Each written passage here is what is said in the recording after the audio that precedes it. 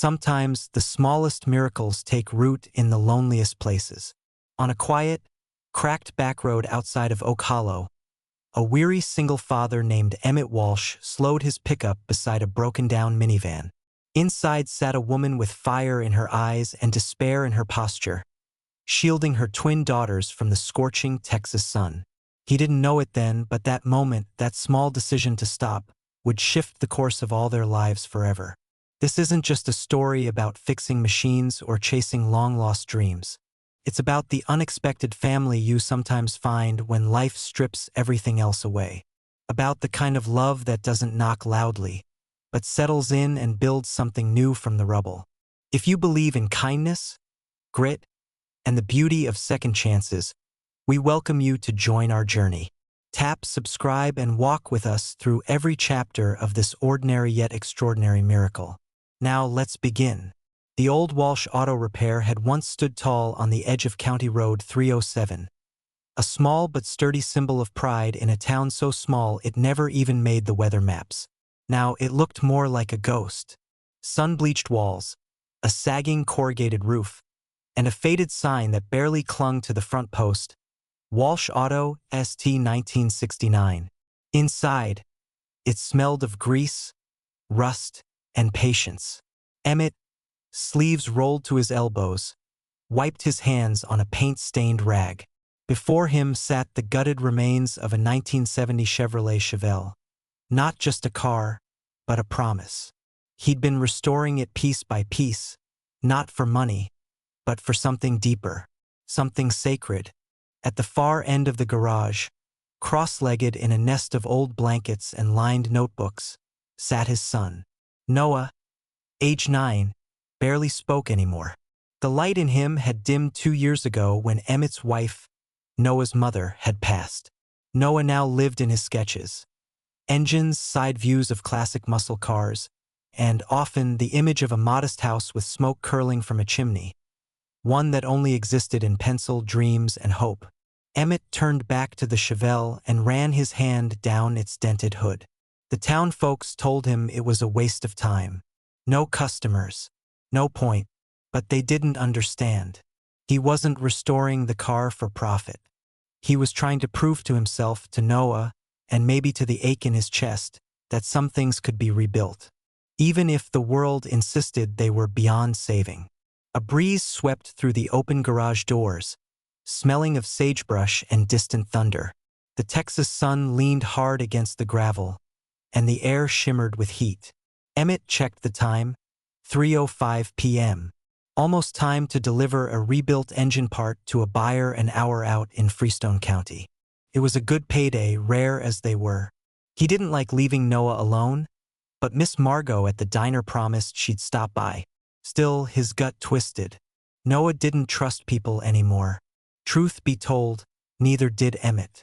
He grabbed the keys from the nail beside the door and slid into the Chevelle. The engine roared to life like it had been waiting all day. A small, stubborn miracle. Emmett smiled. Before leaving, he knelt beside Noah. "Be back by sundown, bud. If anything comes up, Miss Margot's just down the hill." Noah gave a barely there nod, still sketching. Emmett climbed in, backed the car carefully into the sun, and for just a second, the garage looked like a sepia-toned postcard, dusty but alive, like something sacred in the bones of America that had refused to give up. And on that road to Freestone County, past the dry fields and flickering telephone poles, Emmett spotted the smoke first, then the van, then the woman, then the twins, and the story really began. Half a mile past the old Miller Ranch, the highway cracked and shimmered under the late afternoon heat. That's where Emmett first saw them. A minivan with its hood up, steam ghosting skyward like a flag of surrender. Beside it stood a woman, arm raised, waving desperately. Her other arm wrapped tightly around the shoulders of 2 young girls. The twins looked about 6. Dust clung to their faces and hair like memory. They didn't cry. They just stared. Emmett's stomach sank. He slowed the Chevelle, pulled over, and stepped out. The engine hissed behind him as he approached. The air between them shimmered with heat and tension. The woman looked to be in her early 30s.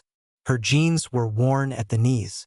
A faded tank top clung to her like a second skin, soaked in sweat and exhaustion.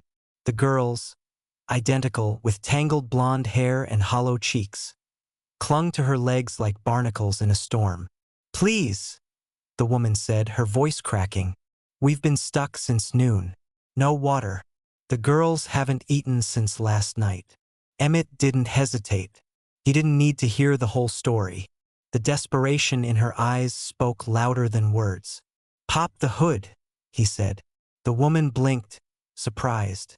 Then she nodded and stepped aside, ushering the girls toward the shadow of the Chevelle. They moved slowly, like shadows too tired to fall. Emmett leaned over the minivan's engine. Bone dry, overheated, bad enough it'd need hours, and parts he didn't have on hand to get it running again. "You from around here?" he asked, not looking up. The woman shook her head. "Just trying to get to Denton." Her tone was calm, but brittle, like she'd run out of panic an hour ago and had nothing left but raw grit. He straightened and looked toward the horizon, toward the shop, toward Noah, waiting. Then he looked back at her and the girls. "Let's get you somewhere safe first," he said. The woman looked like she might collapse from relief, but she didn't cry. She just nodded and whispered, "Thank you." As they climbed into the Chevelle, one of the girls, the smaller one, looked up at Emmett and smiled. It was a small thing, tooth-gapped and honest, and it hit Emmett harder than the Texas sun ever could. For the first time in a long time, something shifted in his chest. Quiet, gentle, hope. The ride back to Walsh Auto was quiet. The kind of quiet that wasn't empty, just full of things no one could say yet. The twins sat in the back, pressed together, their hands clasped as if letting go might split the world apart. Their eyes stayed wide, alert, watching the horizon, the rearview mirror, and Emmett's hands on the wheel, all at once. The woman finally spoke once they passed the oak grove that marked the edge of town. "I'm Riley, by the way, and the girls are Emma and Sky." Emmett glanced at her. She hadn't stopped twisting the frayed strap of her backpack since they left the highway. "You okay with staying a bit?" he asked gruffly. Riley nodded. "Just until I can figure out our next step." He didn't press, didn't ask where she was going, what she was running from, or what life had done to her before today. Everyone deserved at least one quiet moment before being asked to unravel. When they pulled into the gravel lot, the garage stood like a tired sentinel against the fading sky. But today, with kids' laughter still faintly echoing in Emmett's ears, it didn't feel so hollow. Noah was still at the workbench. He didn't look up, but Emmett saw the shift in his posture, how the pencil stopped mid-line, how his shoulders tensed. The boy noticed everything. Emmett parked, killed the engine, and turned to Riley. "It's not much," he said, "but it's safe."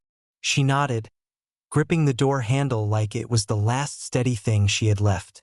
The girls spilled out of the back seat, dragging a worn teddy bear and a blanket that looked like it had survived a tornado. Noah watched from his perch, silent, still, but not cold. Emmett crouched beside the twins. "You two hungry?" he asked. They nodded in unison, eyes wide. "There's a little kitchen inside. Nothing fancy, some beans, some bread. Might be pie if Miss Margot left any." Riley hesitated, still standing by the car door. Emmett didn't say anything, just waited.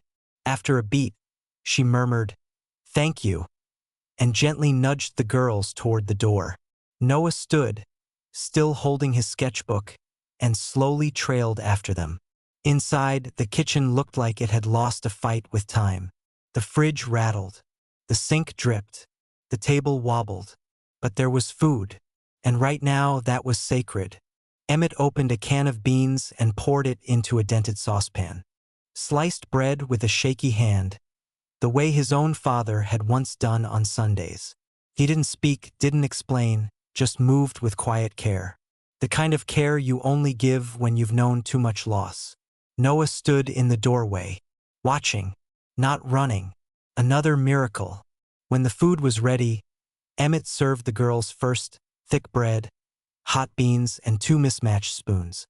They ate fast but polite, hunger restrained by manners.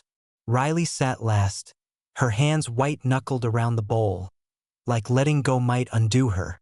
"You're safe here," Emmett said gently. She didn't answer, just nodded, and let her shoulders fall, like the weight of 1,000 miles had finally found somewhere to rest. Noah moved to the table, and for the first time in months he sat. It wasn't much, but it was something. After dinner, Riley helped the twins wipe their hands with cloths Emmett pulled from a drawer. The sun had begun its slow descent, casting golden ribbons through the garage's dusty windows. Emmett leaned against the counter and said, "I'll check out your van tomorrow. Tonight, you'll stay here. Got a couple of spare cots in the back office. Not much, but it's off the road." Riley opened her mouth, maybe to protest, maybe to say she wasn't the kind to take charity. But then her eyes landed on Emma and Sky. The girls sat curled on one of the chairs, heads bobbing with sleep, too tired to pretend they were strong anymore. Riley just nodded. "Thank you," she said softly. Emmett nodded back. "No speeches necessary." He turned to Noah. "Let's get those cots set up, bud." Noah hesitated, then, without a word, stood. His sketchbook thumped softly as he closed it and set it down. The 3 of them, a man, a boy, and a woman clinging to something she couldn't yet name, moved quietly through the garage, gathering pillows, blankets, anything soft enough to call a bed. By the time the twins were tucked in, each with a corner of their beloved blanket and the teddy bear between them, the sky had turned to navy velvet. A single star blinked over the ridge. In the stillness of that moment, Emmett felt something bloom in his chest. It wasn't loud. It didn't shout. But it was there. Hope. Morning came slowly to Walsh Auto. The first rays of light cut through the cracked windows, painting long gold bars across the cold concrete floor. The air smelled like coffee, old oil, and, for the first time in a long time, life. Emmett stirred from the recliner he'd dragged in years ago. His back ached, his knee popped, but something in his bones felt new. Noah was already at the table, sketching, focused, alert, not withdrawn. Emmett watched him for a moment before heading to the stove. Soon, the twins wandered in, hair wild, dragging their shared blanket like a flag of victory. They climbed onto the mismatched chairs, blinking and smiling. Riley followed, eyes tired but calm. Emmett served beans and thick bread again. "You're all welcome to stay as long as you need," he said. Riley looked up sharply. "I'll find work. I'm not looking for a handout." Emmett shook his head. "Not offering one, offering time. There's a difference." She looked at him, long, hard, and then nodded. It was something like peace. And in that dusty kitchen, between coffee sips and slow bites of bread, something began. Not love, not yet, but trust. Later that morning, the garage came alive in a way Emmett hadn't seen in years. Riley rolled up her sleeves and followed Emmett into the bay. He handed her a sanding block and gestured toward the old Chevelle's rust-speckled fender. "Ever done this before?" he asked. She smirked. "Nope. You'll learn," he replied, and for the first time in days, maybe years, he almost smiled. They worked in companionable silence. Noah watched from the doorway, sketchbook in hand, his eyes flicking between his father, the car, and the woman sanding metal like she was born for it. By noon, the sun was hot overhead. Emmett pulled out an old cooler and tossed Riley a root beer. They sat on the tailgate of a rusted-out pickup, side by side. Across the lot, the twins played in the dirt, building castles from hubcaps and dreams. Noah stood nearby, not quite joining, but not retreating either. "You've got good kids," Riley said. Emmett nodded. "You too." She looked at him, surprised. "You mean that?" "I don't say things I don't mean." Silence again. Not heavy, just present. Then Riley said something so quietly Emmett almost missed it. "Thank you for letting us breathe." He didn't respond, just watched as Emma placed a crown of wild grass on Noah's head. And for the first time in a long, long time, the boy laughed. That evening, Riley disappeared into the storage room and emerged with something in her hands. Camera. Old. Boxy. A Polaroid from the 80s, dusty and half-forgotten. "This still work?" she asked. Emmett blinked. "Only one way to find out." She slapped the side, peered through the viewfinder and called out, "All right, crew. Group photo time." Emma and Sky scrambled to her side, dragging Noah with them. He resisted at first, stiff and unsure. But when they wrapped their arms around him, he didn't pull away. "Say cheese," Riley called. 3 voices shouted in glorious unison, and she clicked the button. The camera sputtered and spat out a square of white. As the image developed, Riley fanned it gently.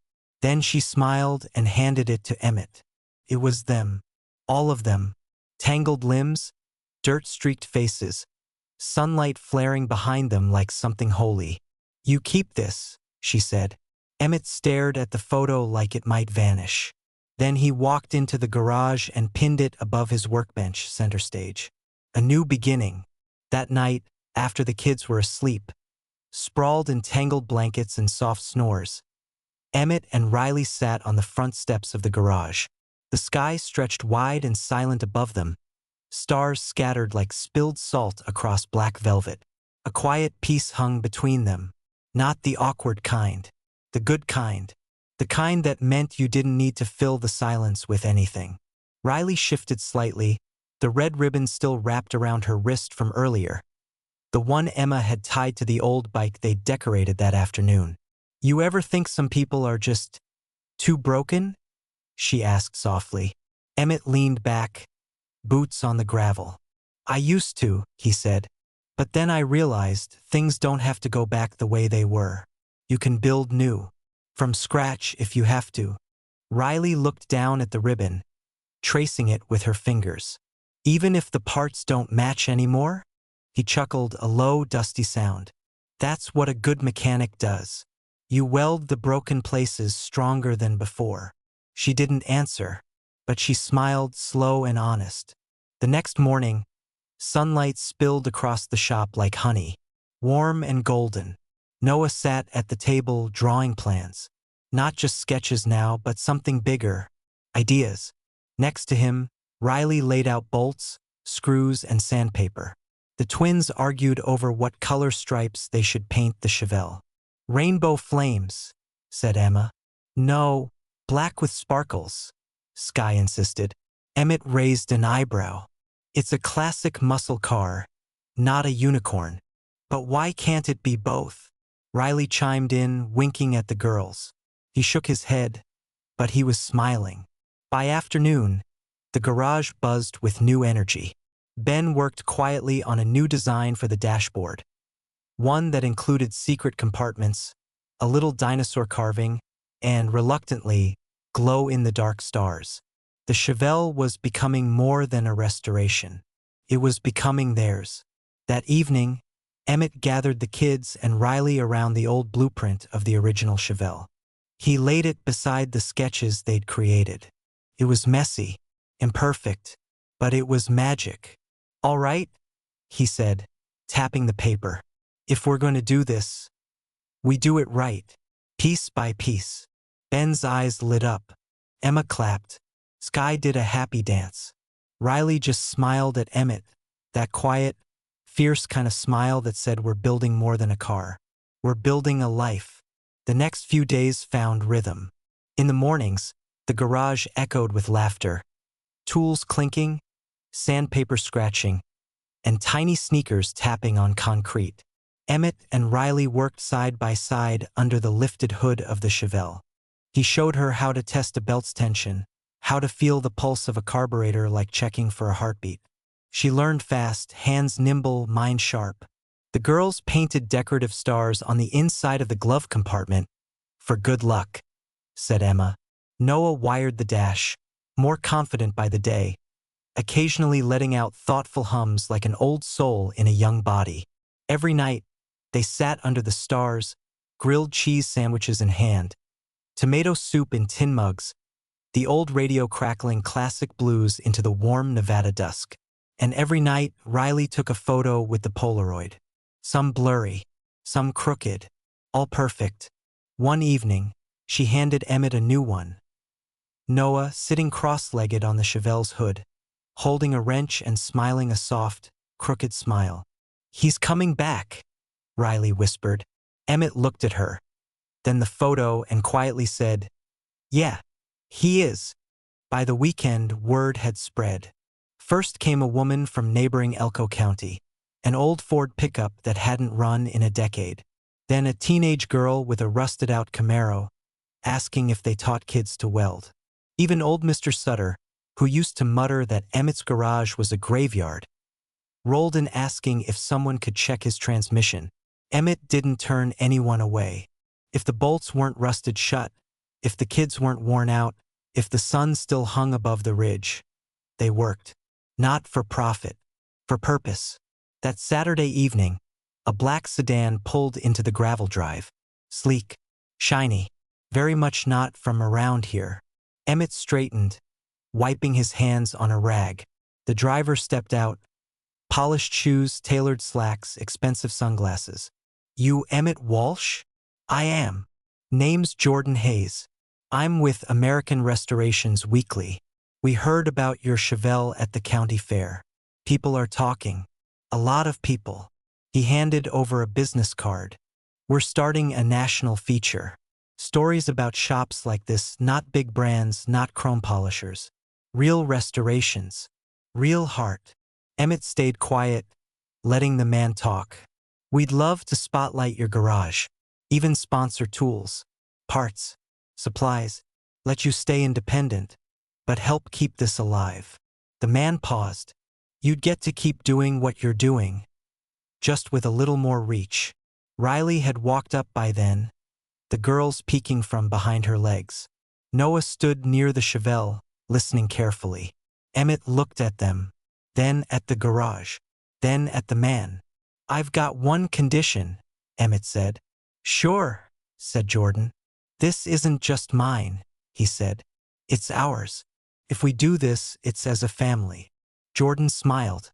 "Wouldn't want it any other way." And with a handshake, something began. Something big. That night, Walsh Auto turned into something more than a garage. It became a beacon. Neighbors wandered in with crockpots and folding chairs. Someone brought a string of lights and wrapped them around the beams. Miss Margot showed up with 3 apple pies and a wink.